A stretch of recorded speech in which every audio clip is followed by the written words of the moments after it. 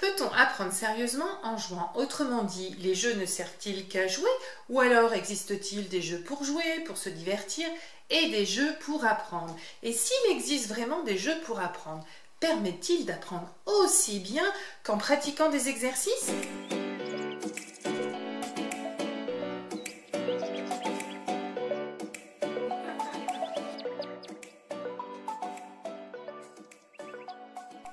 Bonjour, je m'appelle Karine Garnier, je suis la fondatrice de Cap Réussir, la communauté de tous ceux qui veulent aider leurs enfants à apprendre, progresser et réussir. Et aujourd'hui, nous allons nous intéresser à la place des jeux dans les apprentissages. Alors, si vous vous intéressez un petit peu à l'éducation, vous ne serez sans doute pas passé à côté de cette quantité incroyable de jeux estampillés jeux pour apprendre, que ce soit dans les magasins, les supermarchés, les librairies et les magasins de jouets ou sur Internet. Mais ces jeux permettent-ils vraiment d'apprendre? Alors au 19e siècle, sans hésiter, on vous aurait répondu non. Depuis, Maria Montessori, Piaget, Wallon, Winnicott, pour ne citer que, sont passés par là et ont fait une place tout autre jeu. Ils ont laissé une toute autre place au jeu. Alors on pourra en parler pendant des heures, mais aujourd'hui, ce que je vais tout simplement vous proposer de voir, c'est premièrement, apprendre en jouant ou jouer pour apprendre, est-ce la même chose? Deuxièmement, quels sont ces jeux pour apprendre dont on parle? Quelles sont les grandes familles de jeux pour apprendre? Et troisièmement, on rentre encore plus, on est encore plus précis. Existe-t-il vraiment des jeux pour les apprentissages scolaires? Et si oui, sont-ils utiles? Sont-ils aussi efficaces qu'on le prétend? Alors on commence tout de suite avec cette première distinction que vous avez déjà dû rencontrer plus d'une fois sûrement, c'est apprendre en jouant ou jouer pour apprendre. Alors, qu'est-ce que je veux dire par là? Eh bien, en fait, il existe deux grandes familles de jeux. Vous avez les premiers, moi, je vous ai ramené ceux-là, par exemple, c'est voilà, des jeux de société, qui vont permettre, pendant qu'on joue, d'effectuer des apprentissages, mais le but premier n'est effectivement pas d'apprendre, mais de jouer tous ensemble, de jouer en famille, de jouer entre amis. Et puis, vous avez une autre catégorie. Voilà, alors ils sont petits, mais bon, ils auraient pu être aussi grands. Ce sont tous ces jeux qui vont permettre d'apprendre quelque chose de particulier, un point du programme, par exemple, dans les apprentissages scolaires. Alors, si on s'occupe pour commencer de la première famille, des jeux pour jouer au cours desquels on apprend, ils ont une place importante dans le développement de l'enfant. Ça, vous le trouvez dans tous les blogs qui traitent de parentalité, tous les blogs qui traitent d'éducation bienveillante. Vous allez retrouver l'importance du jeu, à quoi sert le jeu, quelles compétences il permet de développer. Donc, je ne vais pas détailler ça aujourd'hui. Je vous renvoie juste à l'article de mon blog qui s'appelle « Comment choisir ». Voilà, je reviens au début. Comment choisir un jeu éducatif? Donc voilà, je vous explique un petit peu qu'est-ce qu'un jeu éducatif et puis ensuite les grandes familles de jeux éducatifs. Donc dès que l'enfant joue, en fait, puis même l'adulte, mais dès que l'enfant joue, il va construire beaucoup de compétences. Alors il y a tout ce qui est du domaine moteur, se déplacer, voilà, que ce soit avec des jeux comme des tricycles, des skates, des planches à roulettes, des rollers, etc. Donc toutes ces compétences motrices, des compétences aussi qu'on appelle sensorielles, qui vont faire appel à son odorat, son ouïe, son toucher, etc. Les jeux moteurs, vous avez aussi tout ce qui est motricité fine, vous savez qu'il va faire utiliser les doigts. Et alors ça, c'est vraiment très très important si vous avez des enfants petits en bas âge, de leur proposer un maximum de jeux de motricité fine parce qu'ils sont de plus en plus devant les écrans et de moins en moins à jouer avec des perles, des gommettes, des choses comme ça. Et puis au moment de tenir le crayon, ça devient un petit peu compliqué. Ensuite, vous avez tout ce qui est jeux de construction, d'assemblage, les Lego, les Kapla, tous ces jeux-là. Tous les jeux d'imitation, de faire semblant qui vont là permettre de construire beaucoup de compétences psychique, voilà, psychologique, psychique, on va simplifier ça comme ça, des compétences sociales aussi bien évidemment, et puis après, ceux-là, les jeux de société, les jeux à règles, donc là vous imaginez bien les compétences qu'on peut construire, attendre son tour, ne pas tricher, respecter l'autre, faire preuve de stratégie, voilà.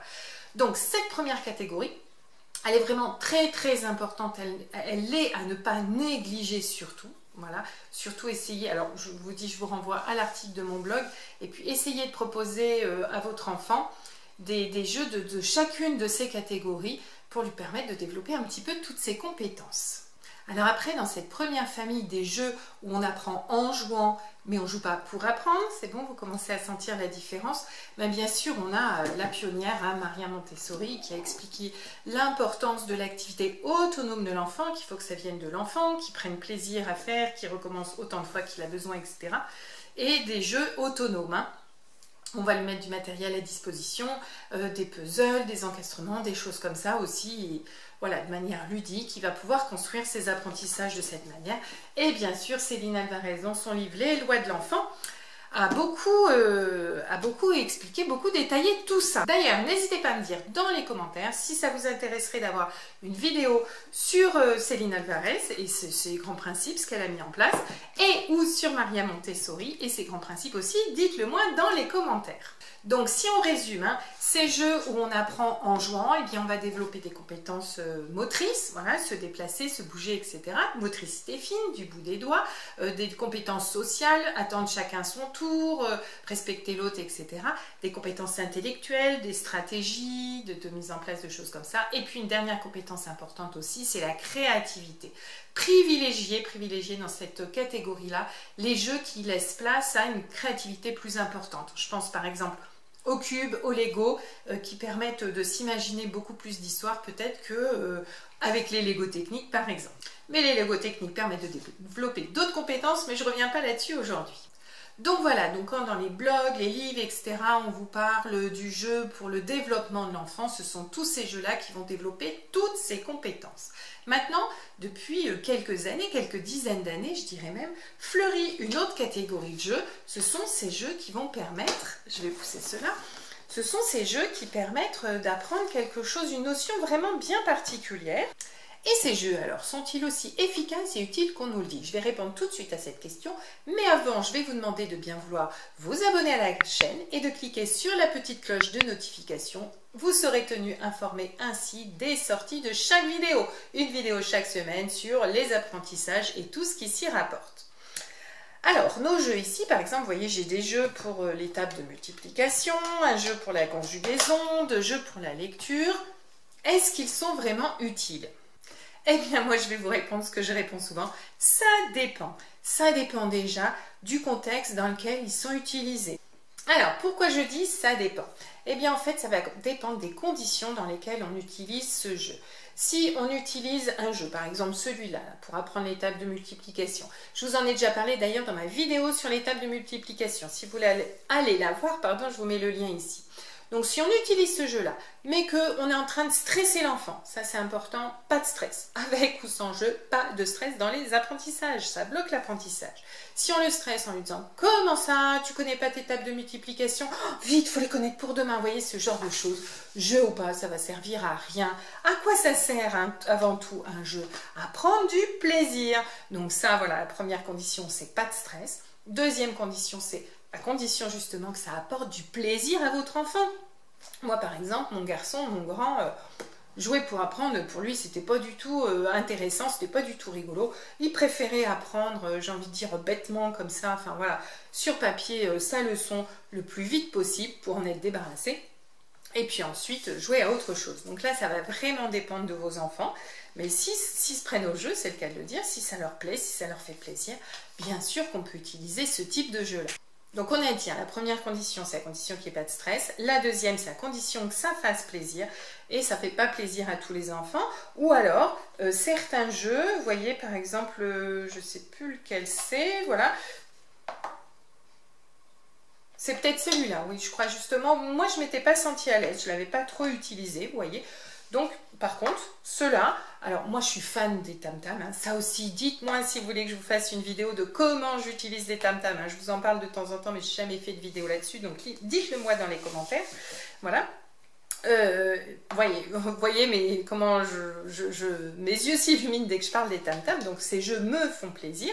Donc, je les utilise. Pareil, il faut que ça plaise à l'enfant et aux parents. Celui-là aussi un petit peu, mais celui-là encore plus. Troisième condition, c'est de faire des essais et de trouver le jeu qui convient. Ça, je vous en ai très bien parlé aussi dans ma vidéo sur les tables de multiplication avec la jeune que j'aide, avec Laura. On avait essayé plein de choses. Et puis à la fin, on avait choisi les jeux qui nous convenaient le mieux. Donc, faire des essais, choisir, varier aussi. À l'inverse, on peut par exemple décider d'apprendre l'étape de multiplication qu'avec celui-là, et puis au bout d'un moment, on s'en lasse, donc on va passer à un autre jeu par exemple. Donc vous constatez que moi je suis plutôt partante pour l'utilisation des jeux. Alors je vais vous dire pourquoi. Pourquoi c'est important pour moi, mais aussi à quelles conditions, vraiment je vous en ai donné quelques-unes, mais la dernière c'est vraiment la condition la plus importante pour qu'un jeu soit efficace. Alors, pour moi, les jeux sont importants parce qu'ils permettent la manipulation. Vous savez que les enfants aiment beaucoup manipuler tout ce qu'ils font. Ça va leur permettre d'avoir des images, des cartes, des choses, voilà, un petit peu comme des photos. Ils vont prendre en photo une situation et s'en rappeler, hein. C'est aussi ce qui permet, on parle de mémoire contextuelle, hein, de se dire « Ah oui, c'était le jour où, je sais pas quoi, où j'avais perdu, où tu avais gagné, où la carte elle était tombée, où elle était restée collée sous mon coude, enfin je dis n'importe quoi. » Vous voyez, ça me permet de donner des contextes qui permettent de mémoriser plus facilement. Dans le même ordre d'idée, vous voyez, je parle de coude, de tomber, etc. Ben, les jeux permettent du mouvement, plus facilement de mouvement que d'apprendre sur un cahier. Alors, je vous parle de ces jeux, voilà, de ces petits jeux de société qui existent là, mais vous pouvez très bien aussi utiliser des jeux que vous fabriquez vous-même, hein. Il y en a pas mal aussi sur internet. Je vous en ai mis donc sur la vidéo sur les multiplications, j'en ai mis aussi donc sur les vidéos et les articles sur la conjugaison, sur les dictées et sur les fractions. Rien que ça par exemple, donc je vous mets tout ça dans la barre de description pour que vous retrouviez tout ce qui vous intéresse. Donc des jeux du commerce, des jeux à fabriquer, des jeux en ligne aussi, pourquoi pas, ça peut permettre aussi, voilà, alors il y a moins de manipulation, moins de mouvement, mais bon, des fois ça peut permettre aussi, l'enfant peut plus adhérer avec ce genre de jeu par exemple. Et puis ça peut être aussi tout simplement ce qu'on appelle des situations ludiques. Alors, je pense par exemple d'ailleurs à un membre de mon groupe Facebook Cap Réussir. Oui, j'ai créé un groupe Facebook d'astuces, d'entraide et de partage autour des apprentissages scolaires. Donc n'hésitez pas à venir nous rejoindre. Et je pensais à une membre du groupe qui m'avait dit « Mais mon fils apprend sa conjugaison en sautant sur le trampoline. Est-ce qu'il apprend vraiment sérieusement ?» Mais oui, bien sûr, là, il a du mouvement, il a un contexte, il se prend du plaisir, il n'y a pas de stress. Donc, il a toutes les conditions réunies pour bien apprendre, à condition, et j'arrive à la dernière, hein, celle que je vous avais dit, ça fait beaucoup de fois le mot condition, mais à la condition pour moi la plus importante, c'est qu'il ait l'intention de les apprendre. Et oui, si votre petit bonhomme, ou votre grande fille, ou votre ado, ou je ne sais qui d'autre, joue avec l'unique intention de jouer, de gagner contre papa, maman, ou gagner contre son frère, ou gagner même contre l'ordinateur, je ne sais quoi. Qu'il joue juste avec cette intention de gagner, en fait, il va se focaliser là-dessus, il ne va pas du tout se focaliser sur ce qu'il y a à apprendre. Donc pour ça, il faut lui dire clairement au début, si on prend l'exemple des multiplications ou de la conjugaison, ou de la lecture avec les tam-tams, on va lui dire clairement au début, par exemple, alors là je vous ai pris ces deux-là, mais j'ai un autre jeu de tam-tam par exemple qui permet de travailler les confusions de sons entre le F et le V.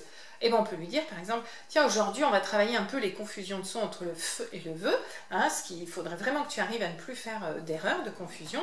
Je te propose de travailler ça avec ce jeu de tam-tam, vous voyez. Ou alors aujourd'hui on va apprendre les conjugaisons du présent par exemple, je te propose de faire ça avec le conjugingo.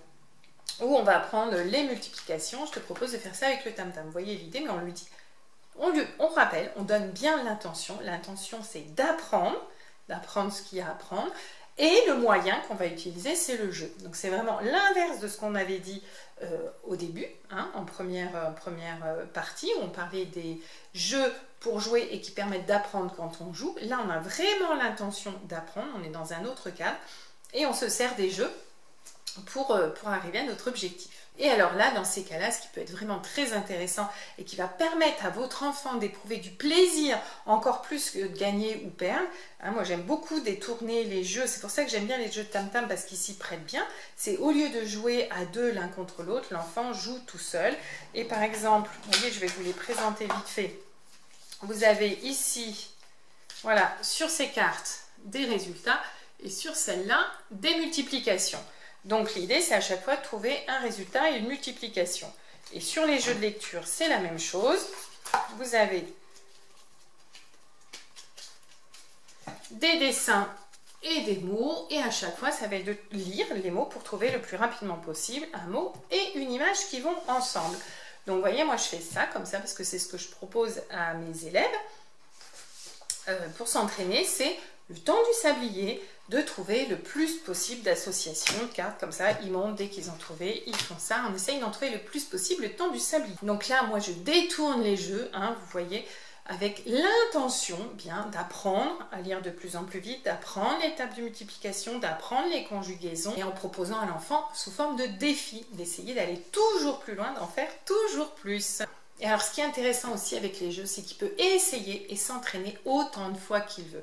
Et ça, c'est vraiment aussi un avantage vraiment très très important des jeux. Je vous ai dit, ça permet le mouvement, la manipulation, et ça permet aussi l'entraînement. Donc voilà, et puis bien sûr, ça procure du plaisir.